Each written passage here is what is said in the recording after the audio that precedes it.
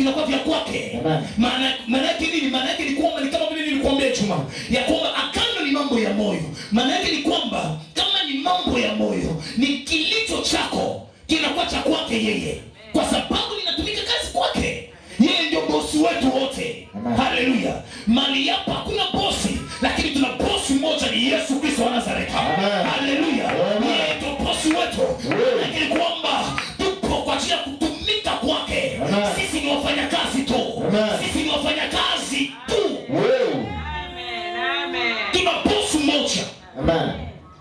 Siwezi kukaa na kufunga mikono ya kwamba endeni mkapashe habari njema, kwa sababu hapana, haitoshi. Sisi wote tunafanya kazi ya Bwana. Haleluya. Wote tunafanya kazi ya Bwana kwa sababu tuna bosi mmoja tu. Amen. Nisba tuko hivyo. Amen. Haleluya.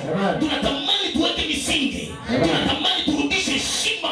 Amen. Ya kutumika kazi kwa bosi. Amen. Amen. Turudishe heshima. Amen.